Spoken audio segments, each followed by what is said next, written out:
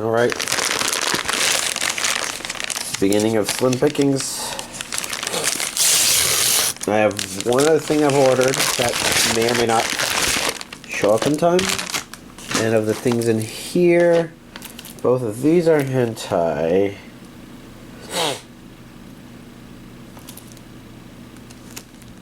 Yeah, I guess they're okay to show. A little racy, Discipline Curriculum, Kanojo. I don't think I had those on Blu-ray. It looked like I had missed those. And from last week we had the DVD version of Boruto. Oh my god, I've already put the Blu-ray away. So, not a very, not a very big update. We'll just take a peek at this DVD version. Came with the same 3 inserts as the Blu-ray version. I don't remember if this background is the same.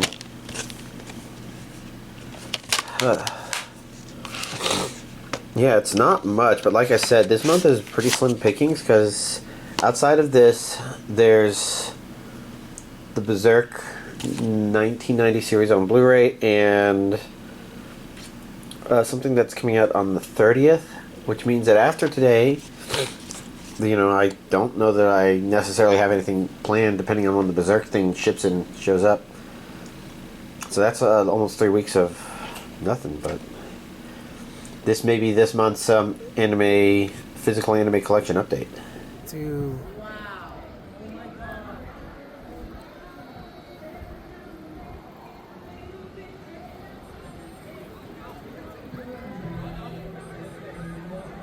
Oh, someone's there. Corona! Oh, cool. Oh, yeah, it is. Ooh!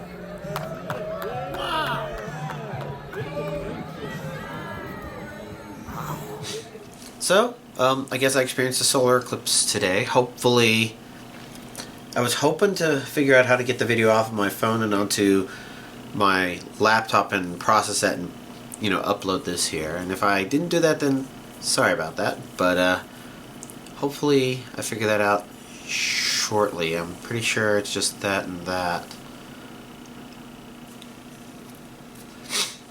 But until I do that, you know, I don't know, blah, blah, blah. Sorry. Stuff I've watched. I guess before I talk about the stuff I've watched,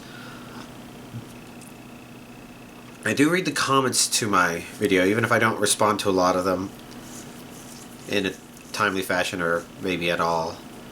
But I don't know. I don't know what I'm going to do the next 3 weeks. Maybe just updates. Maybe not physical anime collection updates, just what I watched updates. Yeah, I don't know. It's kind of sad that the industry has quieted down so much. It feels like there's been very few weeks that I've actually, you know, skipped the collection update. So, oh well, that's where we're at. But, you know, outside of that, I guess talk about the stuff I watched. So with my Friday friend, I watched Jujutsu Kaisen 0 and Season 2, episodes 25 through 28. Which is okay stuff. I mean, the biggest unfortunate thing about it is it may be important story building stuff, but it is so far removed from our main character that it's like a lot of okay to good content, but not the stuff that, you know, made me really interested in Jujutsu Kaisen. Not that it's necessarily bad that it did this. It could be that what it's about to do is good, but I think we got a lot of flashback-y sort of stuff over with. Guess we'll have to see. I don't know. Maybe the contents of Jujutsu Kaisen 0 were good in terms of letting us understand the bad guy a bit more, but it's hard to say. Konosuba, An Explosion on This Wonderful World, episodes 11 and 12. Pretty much the same. It's not bad, it's just not great. It just feels like it fails to hook, and like I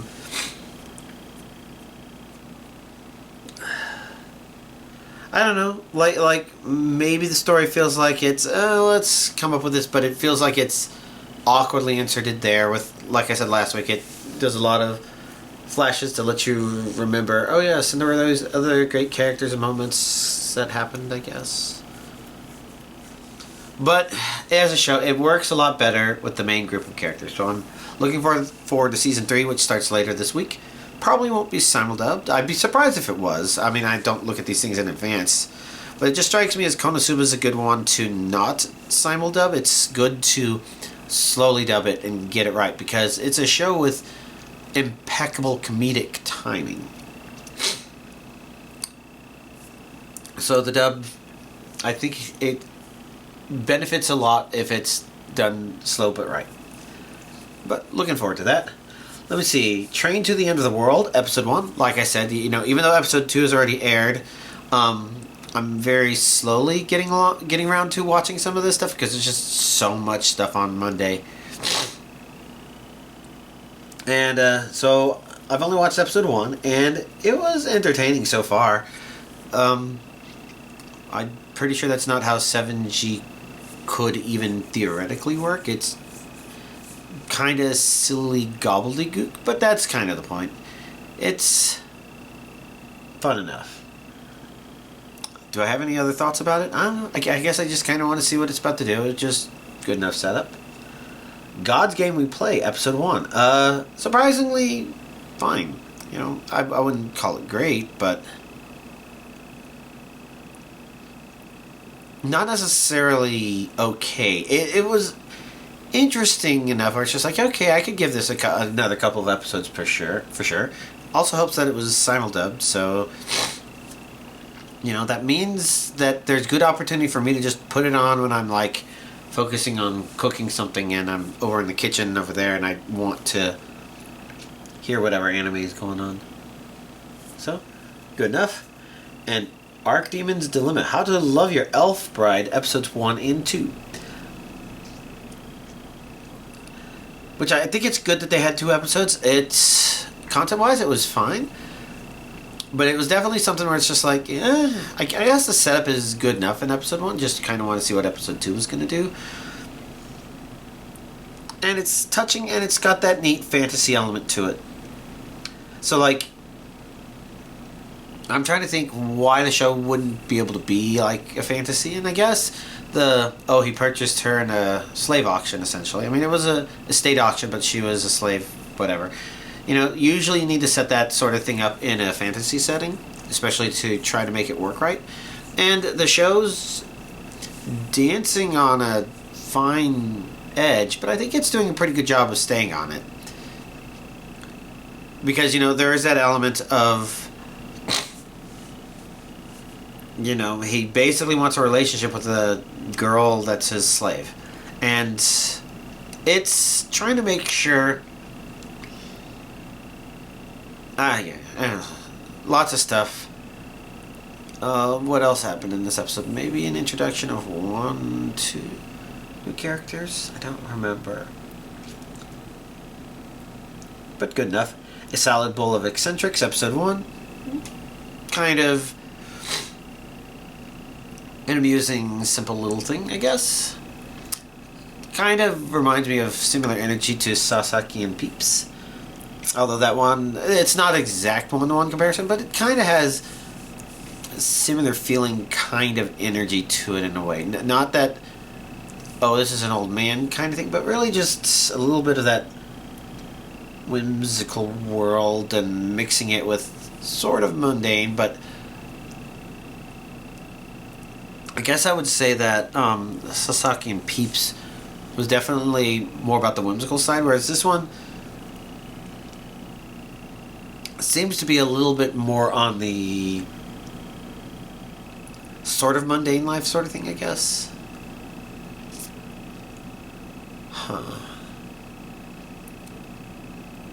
Yeah, I guess I'm not sure what else to think. Delicious in Dungeon, episode 14. We're catching back up on things that I guess that other characters have been doing, and it does feel like it's setting itself up to kind of get bigger and more interesting as this second core goes on. Which I'm definitely curious to see what's going to happen. Studio Apartment, Good Lighting, Angel Included, episode 2. I guess the show did the thing that it definitely needed to start doing, which is introducing more characters, because if it was just the two of them being lovey-dovey, it wouldn't have much to really hook you, but now it's introducing other characters. But I do see, I think from the openings, like, oh yeah, I haven't been paying too close attention to the official art, but it's like, okay, yeah, this is a harem rom-com anime with a angel at the core of it sort of thing. And it was an okay episode. Probably really good for the people really into that sort of stuff, or seeing this sort of stuff, you know, for the first time. Again, I think for a lot of people who haven't seen this sort of stuff before, it just sort of is. It could very easily drop off of my radar just because, you know, there's so much stuff and I'm exhausting myself on Mondays. And this stuff, you know, this thing, I'm not entirely sure I can tell you exactly what's going on there. But anyways, the point is, it's good. That time I got reincarnated as a slime, I watched Season 3 episodes 48.5 and 49. 48.5 was a summary of the last half of the second season, I guess. Unless it was of the whole second season.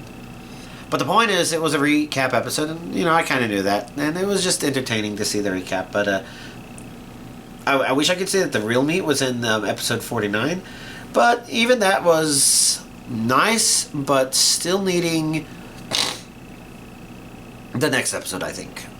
I don't think the timing felt off or anything like that. I just sort of felt like it needed to sort of tie together the things that happened at the end of the previous season so that maybe the third season can start in earnest maybe shortly after this.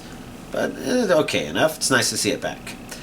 And then I was going to start watching the Irregular Magic High School Season 3, but then I kind of realized I don't remember anything at all about Season 2.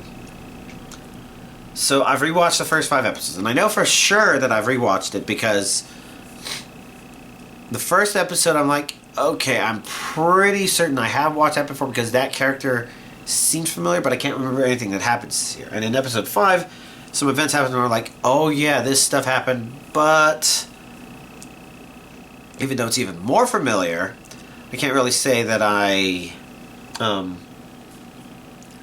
even remember what happened. So I just want to continue watching Season 2. It means I won't be able to tell you much about Season 3 until I catch up on this. We'll have to see what the timing for that looks like. So we have, as a reincarnated Aristocat, I'll use my appraisal skill to rise in the world. Episode 1. Which was neat. I was going to say okay enough, but I would say it was good.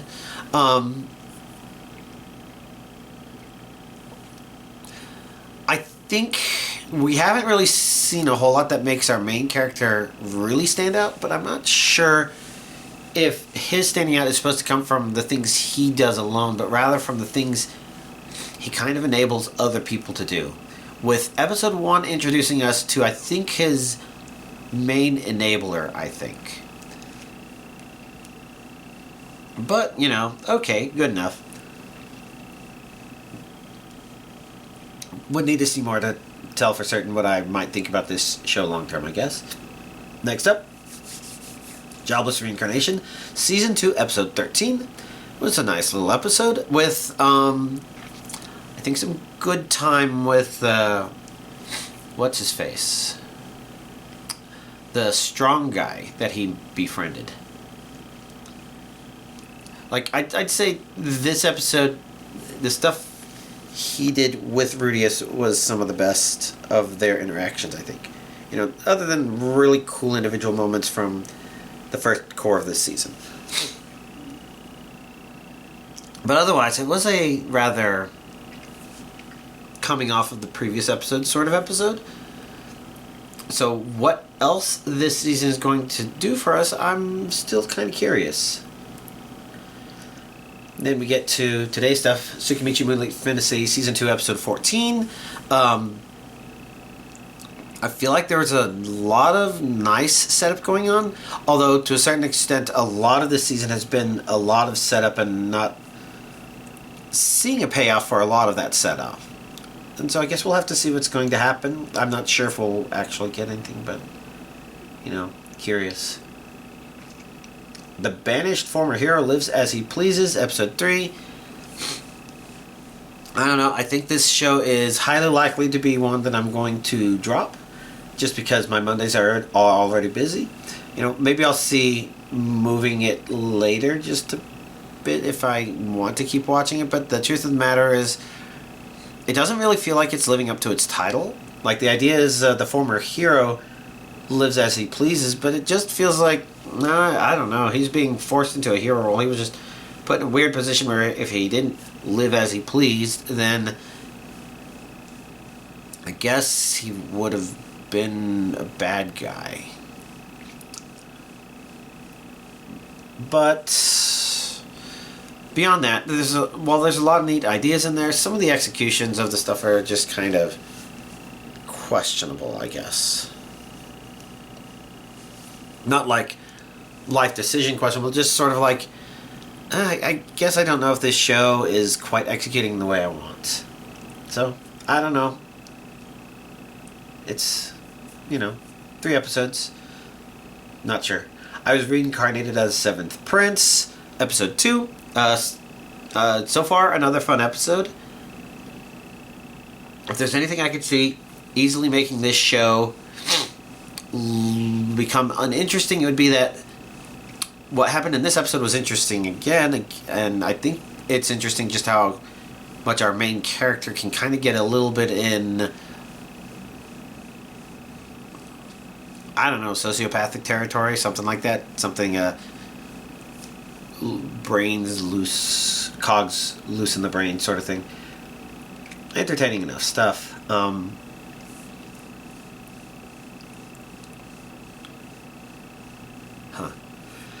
What was all that? Anyways, yeah, entertaining enough stuff. Remonster, episode 2. Fun episode. Kind of did not want it to end where it ended. Wanted to see what was going to happen next. But it's done a good job of setting up a lot of interesting stuff. Not sure what to think about it all exactly. I'm not sure what to say about all of it too. Because, well, I do feel like, to a certain extent, some of the stuff he's doing is overall nice and right. I just don't know if... I don't know. I guess... Maybe the issue would be something like... I'm not sure how much... I'm blanking. I don't know how to explain it without spoiling it is the main problem. And I don't know how much I want to spoil it. It's been fun so far. Watching our main character continue and develop has been fun. And this may be one of those things where it's entertaining in a similar way to Reincarnated Slime, where things just kind of build up. But I'm still waiting to see what it's choosing to do, because I'm not quite sure where it wants to go. But fun enough, and it doesn't feel like it's the same as Reincarnated Slime. There's a lot of things that you could just describe that are just so similar between them. But there's important differences. So, for example, I think both this episode and the maybe a similar episode in Reincarnated as a Slime included our main character's first big combat, sort of. But it's kind of showing that the way our main character is growing in Remonster is supposed to be very different than Reincarnated as Slime, where our main character doesn't actually, change a lot, I guess. He does evolve, but kind of not as a... Not in the same way that this show's doing it. I don't know. I'm starting to blank. I need to keep going through the thing, because apparently I'm much more tired than I thought. Spice and Wolf, Merchant Meets the Wise Wolf, episode 2. Entertaining enough stuff. Again, I can't remember how it compares, but Spice and Wolf is just kind of nice to sit back and watch these characters talk. And I just really appreciate just Holo's characterization, the way she acts. I said that I could compare it to other stuff, but I'm not going to do that again. Chilling in Another World with Level 2 Super Cheat Powers, episode 2.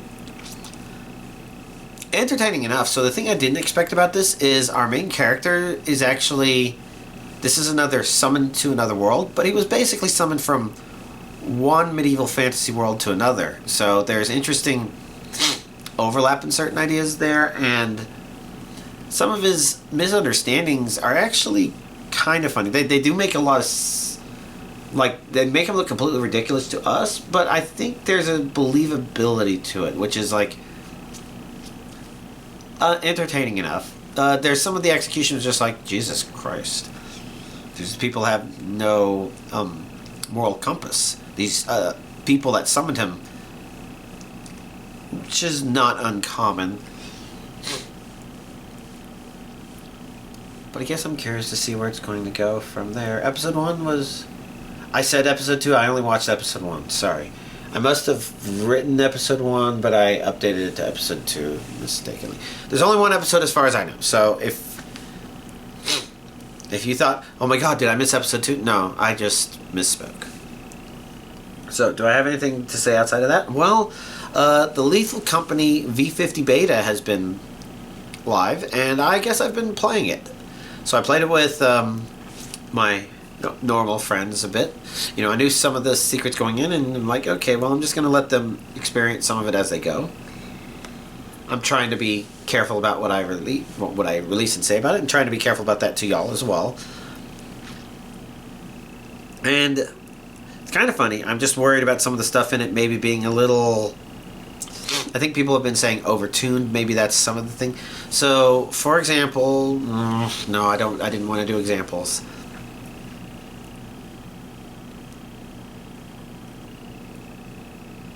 I guess to a certain extent it made it feel like, even though I was playing solo and I've gone to like some high paid 4 moons on my own, it felt like the game was not being particularly fair in terms of just making slow progress to get there. And that reached the point where, okay, in order to really explore this content, I just need to install more mods.